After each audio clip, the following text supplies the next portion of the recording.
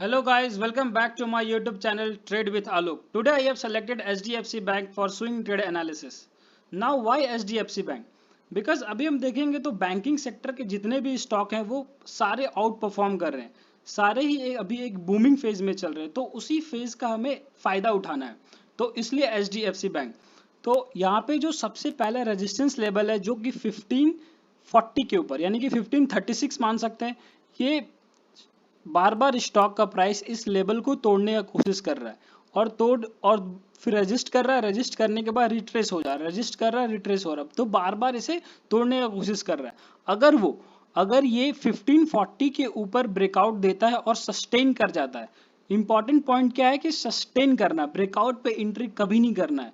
Entry तभी करना है ब्रेकआउट के बाद, वो जब तक सस्टेन ना कर जाए, नहीं तो वरना फिर होगा क्या, ये एक फॉल्स ब्रेकआउट हो जाएगा और फॉल्स ब्रेकआउट में लॉस भी हो सकता है।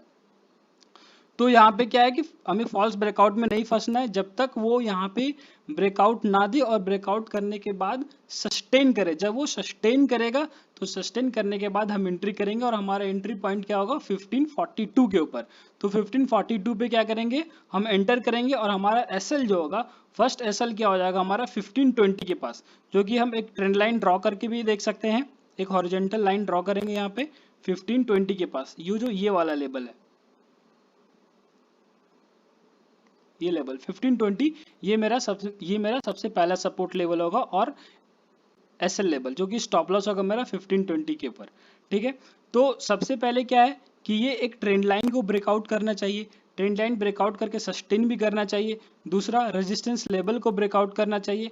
और फिर क्या है, ब्रेकआउट के पास सबसे इंपॉर्टेंट चीज क्या है कि वॉल्यूम, वहां पे वॉल्यूम ज्यादा होना चाहिए। अगर यहाँ पे ये ब्रेकआउट दे रहा है, इस पॉइंट पे अगर ये ब्रेकआउट दे रहा है, तो यहाँ पे जो वॉल्यूम है वो वॉल्यूम ज्यादा होना चाहिए। अगर वॉल्यूम कम होगा तो उस ट्रेड में हम एंटर नहीं करेंगे, क्योंकि वॉल्यूम जब तक ज्यादा नहीं होगा इसका मतलब है कि वो फॉल्स ब्रेकआउट है, और फॉल्स ब्रेकआउट में हमें फंसना ही नहीं है। तो वॉल्यूम अगर ज्यादा होगा यहाँ पे तभी एंटर करेंगे, वरना हम एंटर, यहाँ पे वॉल्यूम ज्यादा होगा तभी एंटर करेंगे, वरना एंटर नहीं करेंगे। ठीक है, तो और उसके बाद ये रेजिस्टेंस लेवल का ब्रेकआउट हो गया। हाँ, और फिर क्या है कि ये प्राइस पैटर्न क्या है कि यहाँ पे एक कप और एक हैंडल, तो ये कप एंड हैंडल पैटर्न का क्या है, एक ब्रेकआउट दे रहा है। तो कप एंड हैंडल पैटर्न का भी ब्रेकआउट है।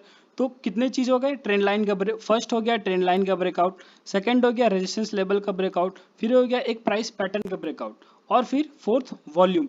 ये सारे चीज को कंसीडर करने के बाद ही हमें इस ट्रेड में एंट्री लेना है, क्योंकि लॉस कम से कम होना चाहिए और मैक्सिमम प्रॉफिट होना चाहिए। और एक चीज है इंडिकेटर, अगर हम देखेंगे तो यहाँ पे एक 20 डे एमआ यानी कि एक्सपोनेंशियल मूविंग एवरेज लगा हुआ है, और एक 50 डे, और अभी स्टॉक का करंट मार्केट का जो करंट मार्केट प्राइस है स्टॉक का, वो दोनों के ही ऊपर है। इट मीन्स ये बुलिश मूव को बता रहा है।